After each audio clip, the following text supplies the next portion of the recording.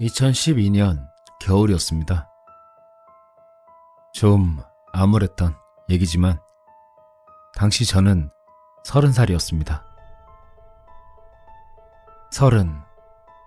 많다면 많은, 적다면 적은 나이에 뇌경색 판정을 받았죠. 큰 병이 그때가 처음은 아니었습니다. 머리, 목, 우측 가슴, 우측 팔, 우측 무릎. 몸 부위를 좌르르 나열한 것 같지만 위 부위들은 제가 30살까지 살며 수술한 부위입니다. 죄다 오른쪽이죠.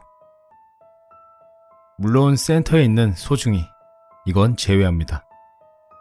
그건 다 가운데 있잖아요. 아무튼 이번에도 마찬가지로 우측 뇌에 문제가 생겼습니다. 왜 이렇게 오른쪽이 문제인지. 어린 시절에도 사고가 많았습니다.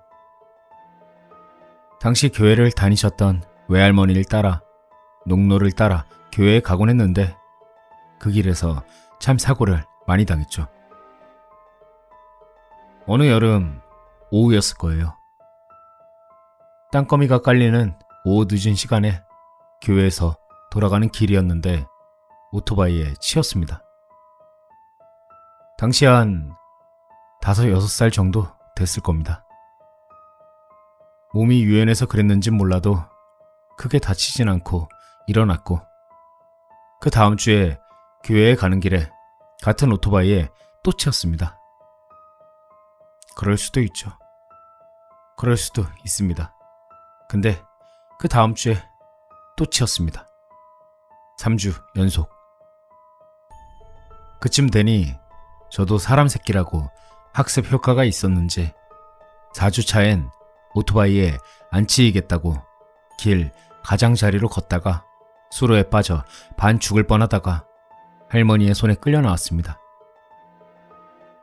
그런 연속길의 위험을 벗어나 나이를 좀 더 먹고 나선 계곡에서 물놀이하다 떨어진 바위에 맞아 무릎이 거꾸로 꺾였다던가 가만히 앉아 일하고 있다가 폐가 터진다던가 물에 빠져 죽을 뻔한 건 한두 번도 아니고 친구한테 맞아 죽을 뻔했던 일이야 쇼크로 가볍게 넘길 그런 인생을 살았습니다.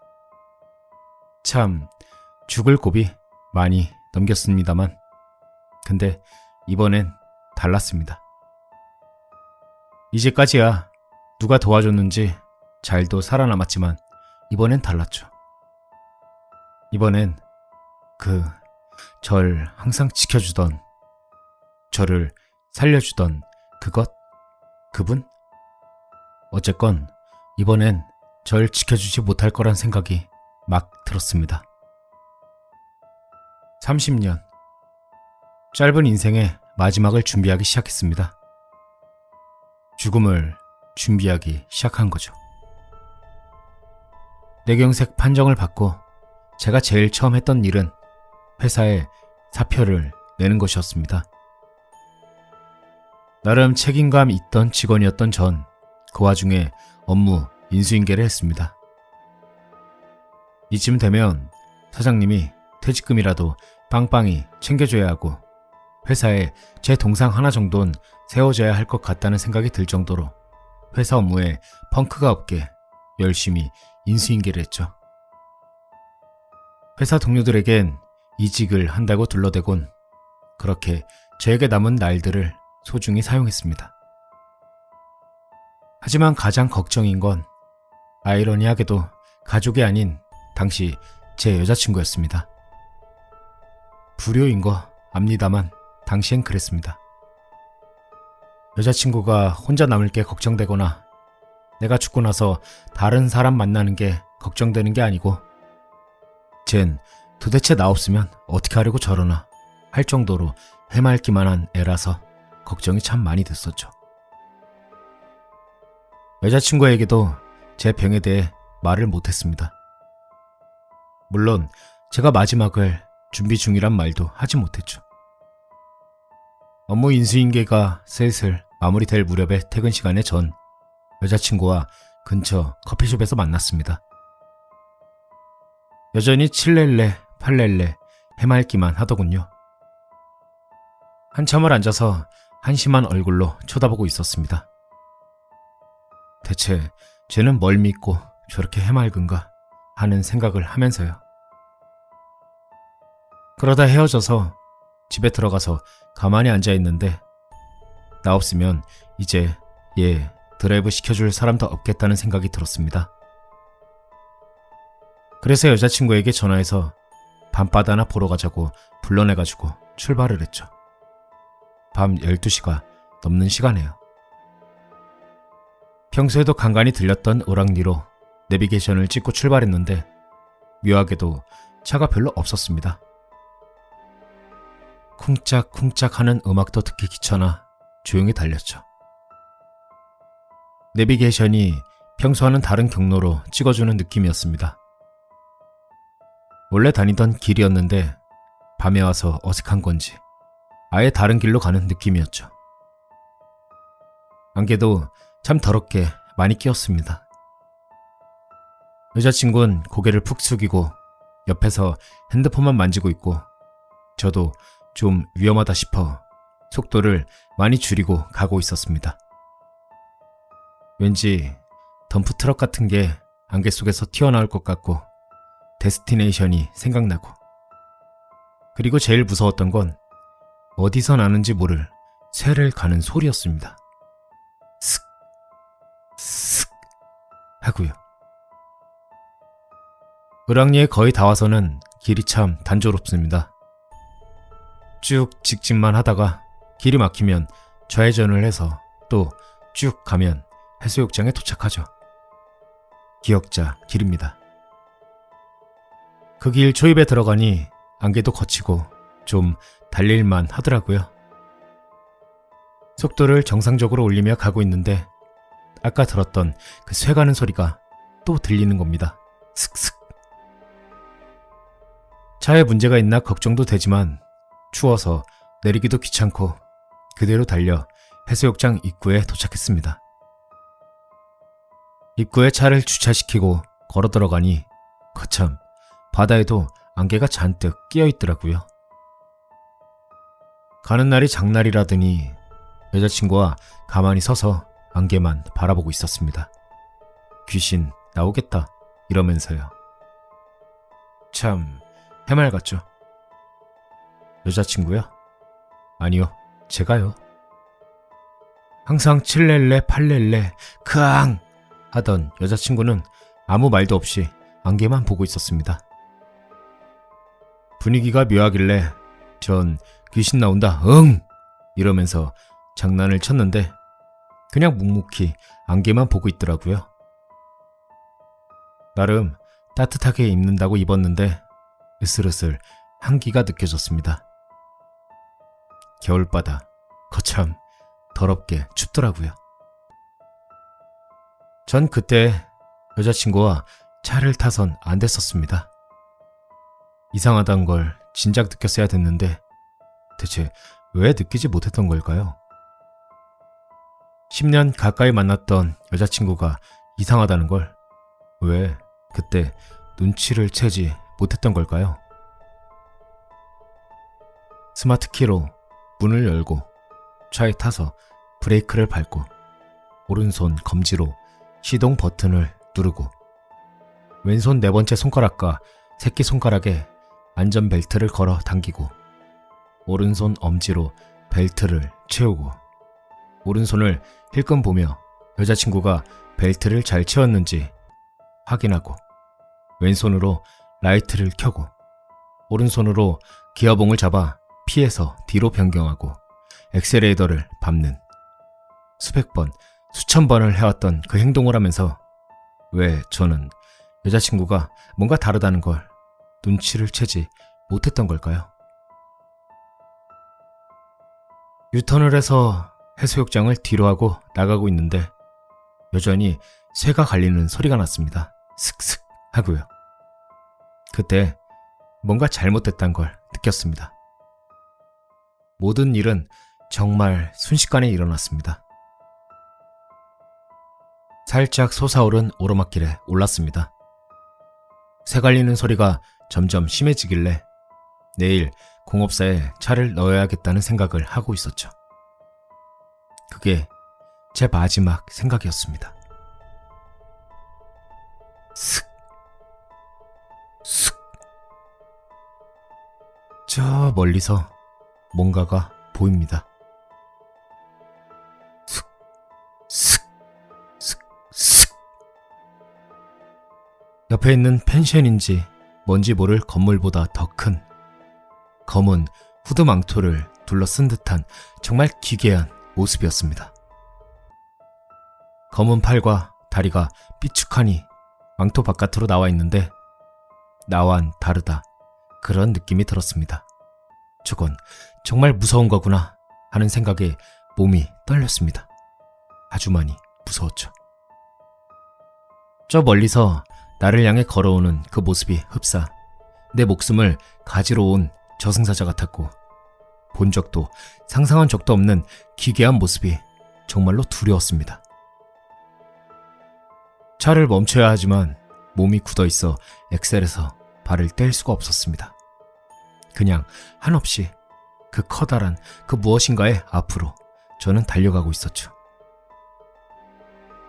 그 와중에도 저는 제 옆에 있는 제 여자친구가 내 눈앞에 있는 저 비정상적인 거대한 무엇인가 보다 더 무서울 거란 생각을 하지 못했습니다.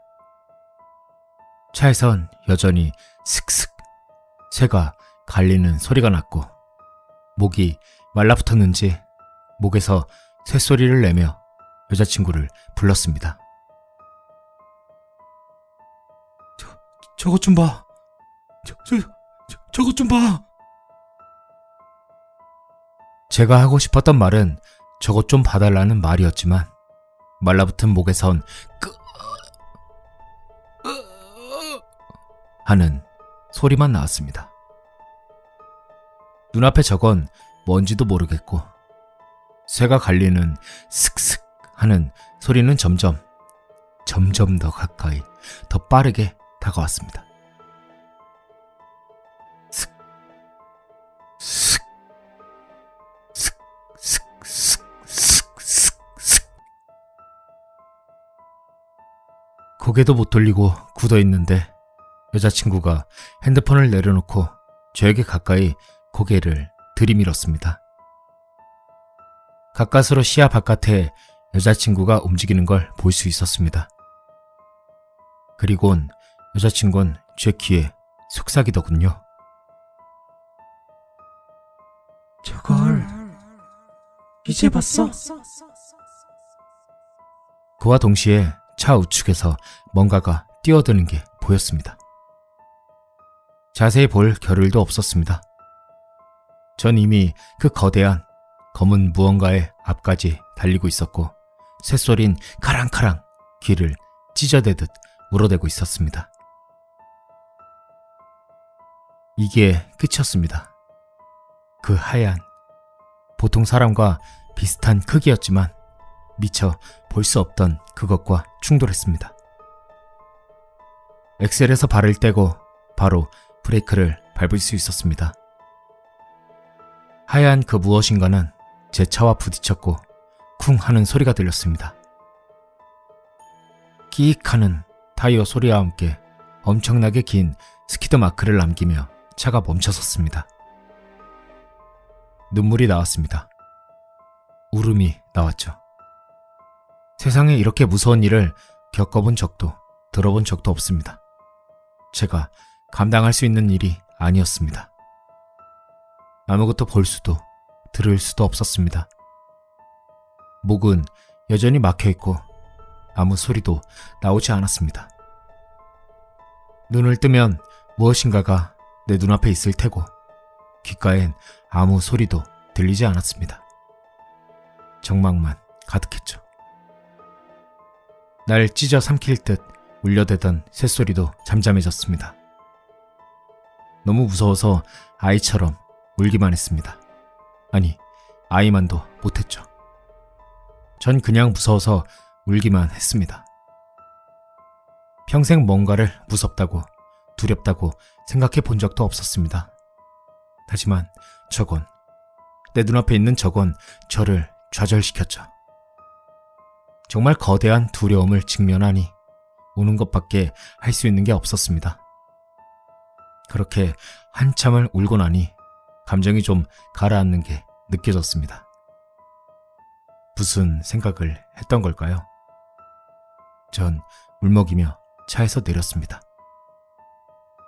밤 공기가 차갑게 내려왔고 무슨 용기인지 눈물을 닦으며 앞을 쳐다봤습니다. 그래, 차라리 죽여라 라는 생각이었죠. 근데 정말 눈앞엔 아무것도 없었습니다. 두려움이 들 정도로 거대했던 그 새카만 무엇인가는 흔적도 없었습니다. 전 바로 차 안을 봤습니다. 헌데 차 안에도 아무도 없었습니다. 없습니다. 분명 제 옆에서 고개를 숙이고 핸드폰만 보고 있던 그 여자친구가 없어진 겁니다. 이건 뭔가 하는 생각은 둘째치고 무서웠습니다. 그럼 차와 부딪힌 그 하얀 건 뭔가 하는 생각이 들어 차 우측으로 갔습니다. 거기에도 아무것도 없었습니다. 혹시나 튕겨나간 건가 하고 샅샅이 뒤져봤습니다. 혹시라도 사람을 친 거면 정말 큰일이니 정말로 샅샅이 뒤져봤습니다. 하지만 아무리 찾아봐도 아무것도 없었습니다. 그 자리엔 아무것도 없었죠. 그곳엔 아무것도 없었습니다. 이야기는 여기서 끝입니다. 길가로 차를 옮겨놓고 해가 뜰 때까지 고개를 푹 숙이고 가만히 있다가 해가 떠서야 그곳을 떠날 수 있었습니다. 여자친구요? 결론만 말씀드리자면 집에서 쿨쿨 자고 있었습니다. 진짜 한동안은 여자친구를 믿을 수가 없었죠. 정말 끔찍한 나날이었습니다. 차는 오른쪽 범퍼와 오른쪽 안개등, 오른쪽 라이트와 오른쪽 본넷이 망가졌습니다. 제 몸처럼 오른쪽만 망가졌더라고요. 전 수리하고 바로 팔았습니다. 무서워서 못할 것 같았거든요. 2년이 다 되어가는 지금까지도 전 제 옆에 탄 게 무엇이었는지, 그 까만 것과 하얀 것은 무엇이었는지, 그 새소린 대체 무엇이었는지 아직도 참 궁금합니다. 긴 글 읽어주셔서 감사합니다. 아참, 뇌경색은 이후 오진으로 밝혀졌습니다. 돌팔이. 물론 지금은 잘 살고 있습니다.